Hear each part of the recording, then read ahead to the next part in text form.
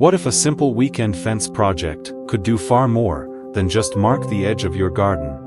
What if it could also become the sturdy backbone for climbing roses, trailing vines, and a whole new layer of vertical color you never had room for before? Stick with me, because by the end of this, you're going to know exactly how to build a beautiful, functional garden fence, and how to grow a genuinely thriving planting along it once it's finished.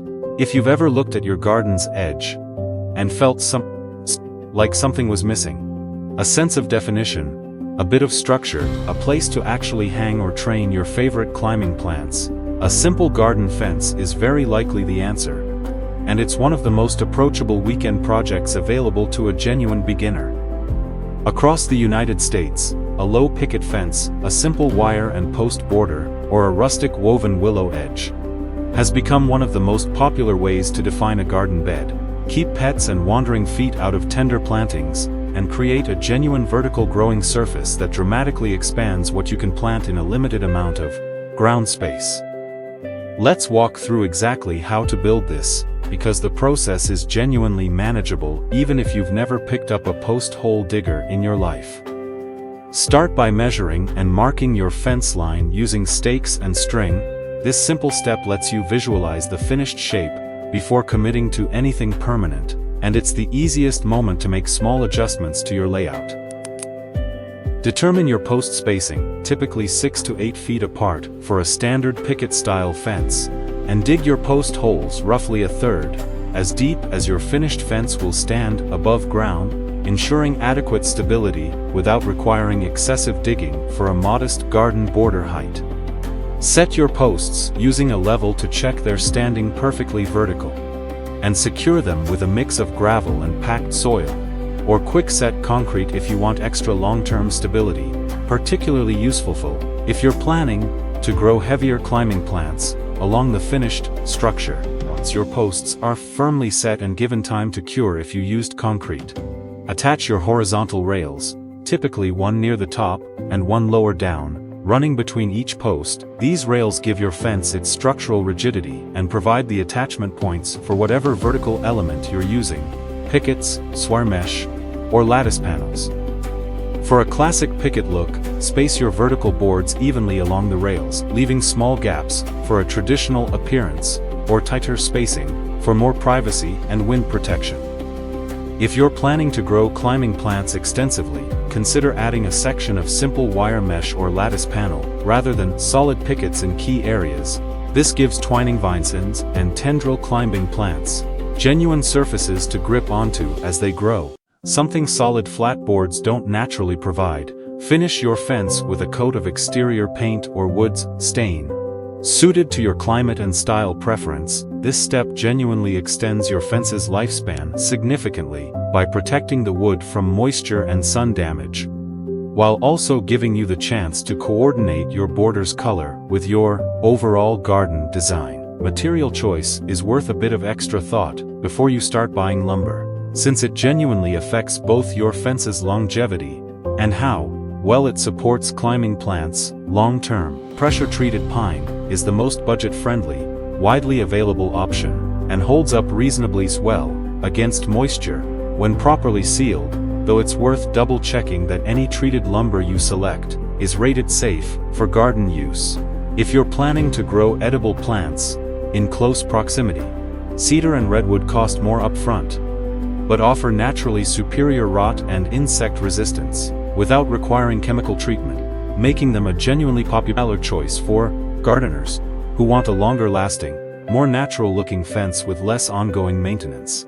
For a more rustic, cottage-style look, woven willow or wattle fencing panels, often sold pre-made in sections, install even faster than a traditional picket build and bring a genuinely charming, informal texture that pairs beautifully with cottage garden climbers like sweet peas and clematis. It's also worth planning for access before you finish your layout, since a fence without a gate or opening can quickly become more of an obstacle than a helpful boundary once you actually need to get inside for planting, weeding, and harvesting. Even a small gate built using the same basic post and rail technique as the rest of your fence with a set of hinges and a latch, genuinely transforms how functional your finished border feels day to day.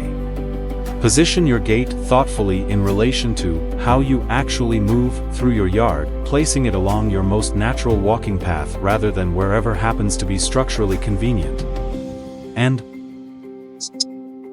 widening that particular opening slightly, if you'll ever need to move a wheelbarrow or larger tools through it. Budget-wise, this project genuinely scales to fit whatever you're comfortable spending. A basic wire and post border for a modest bed can come together for well under $100 in materials, while a more elaborate painted picket fence, with decorative caps, and a matching gate, represents a bigger but still genuinely achievable investment for a motivated beginner. Checking local lumber yards and hardware stores for off-cut or slightly imperfect boards, often sold at a steep discount, since minor cosmetic flaws disappear entirely once painted, is a genuinely smart way to stretch your budget further on this particular project, without compromising the fence's actual structural quality. Now let's talk about what to actually grow along your new fence, because this is genuinely where the project transforms from a simple structure into a living garden feature. Climbing roses, clematis, and honeysuckle are classic American cottage garden choices that thrive against a fence structure, their twining or thorny growth habits taking naturally to a vertical support. For a faster growing, more casual look, morning glories and sweet peas are wonderfully forgiving annual vines that can cover a fence section within a single growing season, genuinely ideal for beginners who want quick, satisfying results.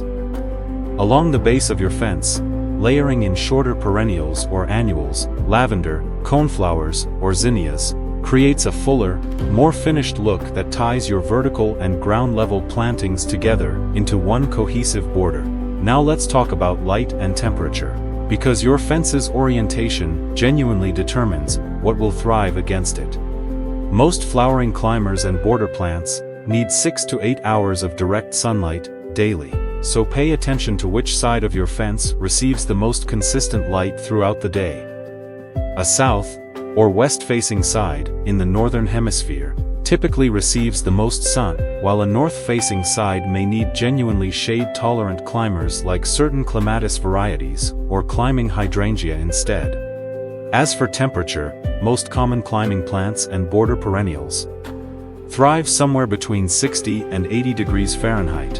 And it's worth noting that a solid wooden fence creates a slightly warmer microclimate directly against its surface, absorbing daytime heat and releasing it gradually, which can genuinely benefit tender plants during cooler spring and fall stretches, while occasionally requiring a bit of extra shade or watering attention during peak summer heat for plants growing in very close contact with a dark or south-facing fence panel. There's genuinely interesting scientific research behind why a fence structure benefits plants in ways beyond simple physical support. Studies in plant physiology have shown that vertical growing structures allow climbing plants to access significantly more direct sunlight per square foot of ground space than sprawling ground-level growth would achieve on its own, since climbing habit evolved specifically as a strategy for plants to compete for light in crowded, competitive growing environments, meaning a fence genuinely helps these plants do exactly what their natural growth pattern is designed to accomplish. Beyond the plant science, there's meaningful research on the psychological impact of garden boundaries and structure. Specifically, studies in landscape design and environmental psychology have found that defined edges and vertical elements within a garden space contribute to a stronger sense of enclosure and safety, a well-documented preference in human spatial psychology, sometimes referred to as prospect refuge theory. Essentially, humans tend to feel more relaxed and at ease in spaces that offer a sense of protective boundary, alongside open, visible surroundings, which helps explain why a simple garden fence, beyond its practical function, genuinely tends to make a garden feel more inviting and complete. Watering correctly along a fence line requires a bit of extra attention compared to an open garden bed, since soil directly against a fence structure can sometimes dry out faster due to wind exposure along the border, or, conversely, stay wetter longer in a shaded, sheltered corner, depending on your specific layout. Check soil moisture by pressing a finger about 2 inches into the ground. Near your climbing plants and border plantings, watering deeply, whenever it feels dry rather than sticking to a fixed schedule. Water at the base of your plants rather than overhead, and water early in the morning whenever possible, giving your plants time to absorb moisture before the heat of the day, potentially amplified by a warm fence surface, accelerates evaporation. Fertilizing and pruning both play a genuinely significant role in how well your fence line planting fills in and performs season after. Work compost into your soil at planting time, then follow up with a balanced fertilizer every 3 to 4 weeks during the active growing season. Climbing roses in particular benefit from a fertilizer specifically formulated for flowering shrubs, applied in early spring and again after the first major bloom flush. Pruning and training are where a fence-grown planting genuinely earns its keep. Visually, gently guide young climbing stems toward your fence structure early on, loosely tying them with soft garden twine, until they begin gripping or twining on their own. And regularly redirect any growth heading in an unwanted direction, before it becomes a larger, harder to correct problem later. Deadhead spent blooms throughout the season to encourage continued flowering, and plan for a more significant structural pruning during late winter dormancy for perennial climbers like roses and clematis, removing dead or crossing growth and shaping the plant's overall framework for the coming season. Even with careful building and planting, beginners occasionally run into a few common problems, so let's troubleshoot the most frequent ones. If your fence posts start to lean or wobble after the first season, this typically points to insufficient depth or compaction during initial installation. Digging out and resetting the affected post with additional gravel and firmly packed soil or concrete if you skipped it initially, usually resolves this permanently. If your climbing plants seem reluctant to actually grip or climb your fence structure, check that they have something genuinely graspable. Smooth flat pickets alone don't give many climbers anything to hold onto. Adding a simple section of wire mesh or a few strands of garden wire, strung horizontally between posts, gives reluctant climbers the texture they need to start ascending naturally. If wood along your fence shows early signs of rot or damage, particularly near ground contact, this is often simply a sign that your fence needs resealing or restaining, a task worth doing every couple of years depending on your climate, and ensuring soil and mulch aren't piled directly against the wood helps prevent this moisture-related damage from developing in the first place. And if plants directly against your fence seem to struggle more than those a bit further out, check whether that particular section receives noticeably different light or heat exposure than the rest of your border. Adjusting your plant selection or watering routine for that specific microclimate usually resolves the imbalance. What makes a step-by-step garden fence project such a genuinely rewarding undertaking for beginners is how much it accomplishes at once: structure, definition, a practical boundary, and an entirely new vertical growing surface, all from a single, genuinely manageable weekend build. It's the kind of project that keeps giving back season after season, as your climbing plants mature and fill in, transforming a simple wooden border into a living, blooming feature that anchors your entire garden's design. So measure out your line, gather your posts and rails, and start building this weekend.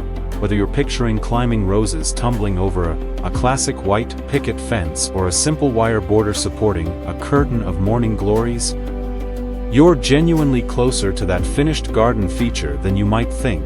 One post, one rail, and one plant at a time, and years from now, that same fence will still be standing, a little weathered and a lot more beautiful, covered in growth you trained and cared for from the very first season. If you love learning about seasonal flowering plants, vegetables, gardening tips, and nature care, don't forget to like, share, and subscribe to Nature Nurture Hub, your home for year-round garden inspiration. Let's keep growing together.